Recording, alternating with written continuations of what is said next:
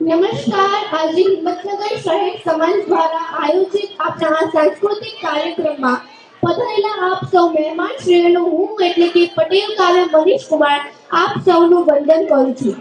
આજે હું આપણા ભારત દેશના પ્રગટ યુગ પુરુષ એવા શ્રી નરેન્દ્ર મોદી સાહેબ વિશેની વાત કરીશ. ભારતવાસીના પ્રિય અને લોક લાડીલા એવા વર્તમાન સમયના છત્રપતિ શિવાજી અને નારાયણ પ્રતાપ જેવા આપણા શ્રી નરેન્દ્ર મોદીનો જન્મ 17 સપ્ટેમ્બર 1950 ના રોજ મહેસાણા જિલ્લાના વડનગરમાં થયો હતો. તેમની માતાનું નામ હીરાબહેન અને પિતાનું નામ દામોદરદાસ મૂળચંદભાઈ મોદી હતું. તો કોઈ પણ નિર્ણય લેતા પહેલા પોતાની માતાનો આશીર્વાદ લેવાનું ભૂલતા નહીં. નરેન્દ્ર મોદી બાળપણથી જ આરએસએસ એટલે કે રાષ્ટ્રીય સેવા સંઘના સભ્ય રહ્યા હતા. તેમને લખવાનો પણ ખૂબ શોખ હતો. માટે તેમને અનેક પુસ્તકો લખ્યા છે.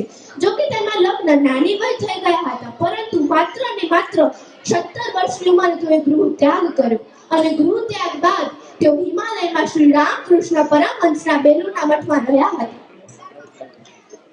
જો કે તેમણે પ્રાથમિક શિક્ષણ વડનગરમાં પ્રાપ્ત કર્યું હતું અને ત્યારબાદ તેઓએ ગુજરાત યુનિવર્સિટીમાં રાજકીય વિજ્ઞાન અનુસ્નાતકની ડિગ્રી પણ પ્રાપ્ત કરી હતી.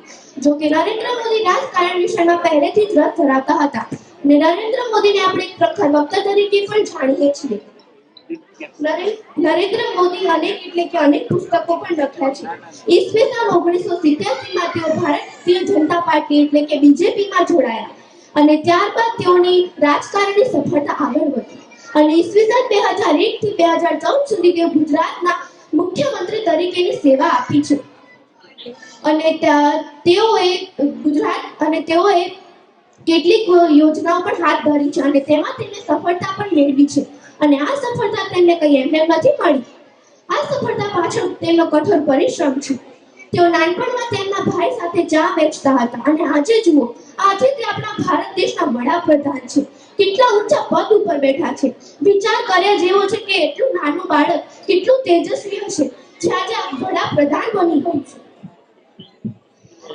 નરેન્દ્ર મોદી પ્રખર વક્તા તરીકે પણ ખૂબ જાણીતા છે અને તેમણે મેક ઇન ઇન્ડિયા, પ્રધાનમંત્રી જનધન યોજના, બેટી બચાવો બેટી પઢાઓ, ઉજ્જવલ યોજના જેવી અનેક યોજનાઓ હાથ ધરી છે અને તેમાં તેમને સફળતા પણ મેળવી છે. અને આ સફળતા તેમને એમને નથી મળી અને આ સફળતાનો લાભ આપણા ભારતવાસીના લાખો લોકોને થયો છે. તેઓ સર્જિકલ સ્ટ્રાઇક માટે પણ ખૂબ જાણીતા છે અને આ જ નરેન્દ્ર મોદીને કારણે આપણું આખું ભારત જાણીતું થયું છે. અને આ જ નરેન્દ્ર મોદીને કારણે ઇન્ડિયન સ્પેસ રિસર્ચ ઓર્ગેનાઇઝેશન એટલે કે ઇસરોએ સતીશ ધવન સ્પેસ સેન્ટરથી 14 જુલાઈ 2023 ના રોજ બપોરે 2:35 વાગે ચંદ્રયાન 3 મિશન સફળતાપૂર્વક લોન્ચ કર્યું હતું. અને આ આપણા ભારતની ભવ્ય શરૂઆત અને આપણા માટે ખૂબ જ ગર્વની વાત છે. અને ભારતવાસીઓએ સાબિત કરી દીધું કે આપણે જે ધારી શકીએ તે કરી શકીએ છીએ. અંતે હું એટલું જ કહીશ કે આપણે પણ નરેન્દ્ર મોદી જેવા બની શકીએ છીએ. આપણે પણ આપણું ધારેલું કામ કરી શકીએ છીએ, પણ આપણે મનમાં મક્કમતા રાખવી જોઈએ. બસ અંતે હું મારી વાત પૂર્ણ કરું છું. વસ્તુ જય હિન્દ, જય ગુરુદેવ. Thank you so much, Kavya.